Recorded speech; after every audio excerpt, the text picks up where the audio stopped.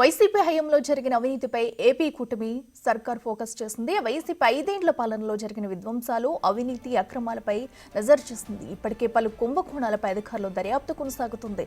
ఈ నేపథ్యంలో ఏపీ మంత్రి నారా లోకేష్ హాట్ కామెంట్స్ చేశారు. వైసీపీ కుంభకోణాలపై త్వరలోనే యాక్షన్ ఉంటుందని మంత్రి నారా లోకేష్ మాస్ వార్నింగ్ ఇచ్చారు. ఇప్పటికే అన్ని కుంభకోణాలపై విచారణ జరుగుతుందని, ఎక్కడ కూడా ఉపేక్షించేది లేదన్నారు. ఏ ఒక్కరిని వదిలిపెట్టే ప్రసక్తే లేదని ఫుల్ క్లారిటీ ఇచ్చారు. అందరి అవినీతి చిట్టా తీసి లెక్కకు లెక్క పక్కా ఉంటుందని హెచ్చరించారు. గత తప్పిదాలను సరిదిద్దుతూ అక్రమాలను వెలికి తీస్తూనే యాక్షన్ ప్లాన్ రూపొందిస్తామన్నారు మంత్రి నారా లోకేష్. ఆల్రెడీ ఎంక్వైరీలు జరుగుతున్నాయి, మద్యం పైన ఎంక్వైరీ జరుగుతుంది, ఇసుక పైన కూడా ఎంక్వైరీ జరుగుతుంది. కానీ గత ప్రభుత్వం చాలా కుంభకోణాలు చేసింది స్వామి. ఆ కుంభకోణాలన్నీ దర్యాప్తు చేయాలి. లిటరలీ పోలీస్ డిపార్ట్మెంట్ మొత్తం ఇంకా డ్యూటీ ఆఫీస్ దాని మీద కూర్చోవాలి. అన్ని కుంభకోణాలు చేసి సో ఆర్డర్ ఆఫ్ ప్రయారిటీ కింద తీసుకుని 1 by 1 మేము దర్యాప్తు చేస్తాం. త్వరలో యాక్షన్ ఉంటుందని నేను భావిస్తున్నాను. ఇక మరోవైపు గత ప్రభుత్వం పెట్టిన బకాయిలు మేము చెల్లిస్తున్నామని, గాడి తప్పిన పాలనను సరిచేస్తున్నామని చెప్పారు. విశాఖ స్టీల్ ప్లాంట్ ప్రైవేటీకరణ జరగదని స్పష్టం చేశారు. ఈ విషయంలో ఎవరూ సందేహపడొద్దని మీడియాకు తెలిపారు. తప్పుడు ప్రచారాన్ని నమ్మవద్దన్నారు. వైఎస్ఆర్సీపీ ఒక ఫేక్ పార్టీ అని, అన్ని ఫేక్ ప్రచారాలు చేస్తుందని, వాటిని నమ్మవద్దని అన్నారు. జగన్ ప్రభుత్వ హయాంలో రాష్ట్రంలో ఉన్న కంపెనీలు పోయాయని అన్నారు. ఇక విశాఖకు భారీగా ఐటీ కంపెనీలు తీసుకొస్తామని చెప్పారు. రాష్ట్రంలో ఆర్థిక పరిస్థితులు ఉన్న విషయం వాస్తవం. దీనికి రాష్ట్ర, కేంద్ర ప్రభుత్వాలు అనేక కార్యక్రమాలు చేస్తుందని, గాడి తప్పిన పాలనను సరిచేస్తున్నామని మంత్రి లోకేష్ తెలిపారు. కానీ గత ప్రభుత్వం చేసిన అప్పులు కూడా వడ్డీ కూడా వచ్చి మన నెత్తిమీద పడింది. ఇప్పుడు ప్రతి నెల మాకు 4,000 కోట్ల డెఫిసిట్ తో బడ్జెట్ నడుస్తుంది. 4,000 crore డెఫిసిట్, 4,000 కోట్లు.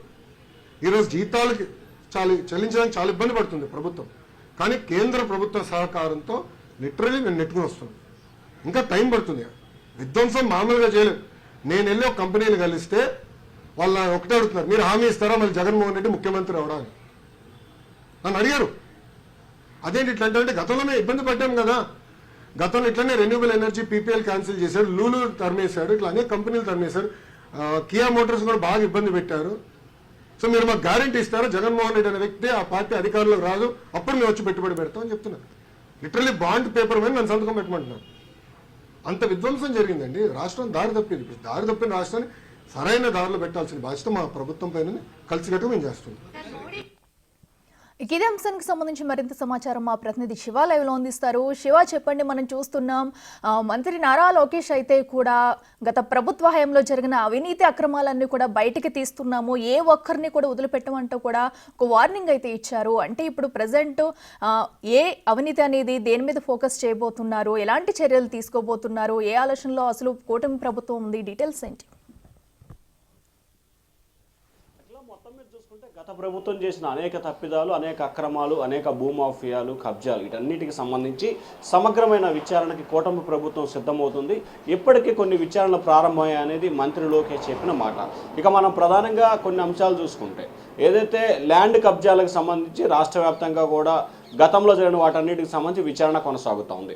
తెలుగుదేశం పార్టీ కేంద్ర కార్యాలయంలో కానీ, జనసేన బీజేపీ కార్యాలయంలో కూడా గత ప్రభుత్వంలో జరిగిన భూ ఆక్రమణాల కబ్జాలకు సంబంధించి లక్షల సంఖ్యలో ఫిర్యాదులు రావడం జరిగింది. ఇక రెండో అంశానికి సంబంధించి మద్యం, లిక్కర్కి సంబంధించి విచారణ కొనసాగుతుంది.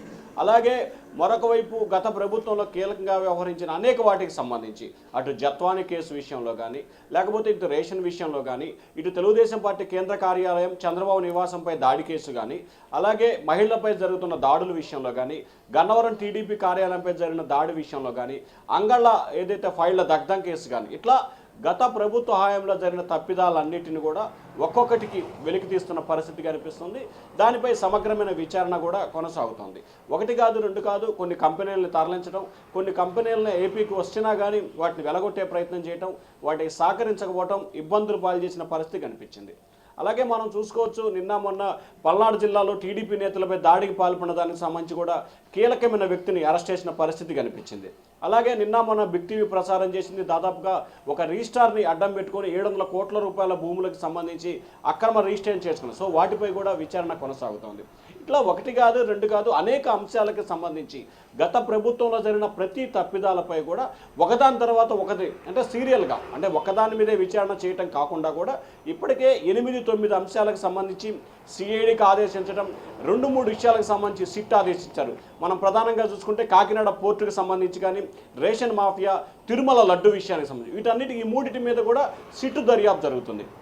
అలాగే మిగతా కొన్ని కేసులకు సంబంధించి కూడా సిఐడి దర్యాప్తు, మరికొన్ని కేసులకు సంబంధించి ఏసీబీ దర్యాప్తు కొనసాగుతుంది. సో ఒక్కొక్క కేసుని ఒక్కొక్క దాని మీద డేటా ఆధారాలు ఇక్కడ తెలుగుదేశం పార్టీ కానీ కూటమి ప్రభుత్వం కానీ ఒక రకమైన అభిప్రాయం వ్యక్తం నాయకులని ఎవరైతే తప్పు చేశారో వారిని అరెస్ట్ చేయటం ప్రామాణికం కాదు, ప్రధానంగా ఆ కేసుకు సంబంధించి జరిగిన తప్పిదాలు రాష్ట్ర ప్రజలకు తెలియజేయడంతో పాటు తద్వారా ఛార్జ్ షీట్ వేసి పకడ్బందీ ఆధారాలు కోర్టుకు సమర్పించి వారికి కఠినమైన శిక్ష పడే విధంగా చర్యలు తీసుకోవాలనేదే కూటమి ప్రభుత్వ ఆలోచనగా కనిపిస్తోంది. కానీ నాయకులు కార్యకర్తలు కోరుతున్నట్టు ఏదో వెంటనే అరెస్ట్ చేసి 2వ రోజు 3వ రోజు బెయిల్పై రావటం కాకుండా కఠినంగా చర్యలు ఉండే విధంగా చర్యలు తీసుకోవాలనేది కూటమి ప్రభుత్వ భావనగా కనిపిస్తూ ఉంది.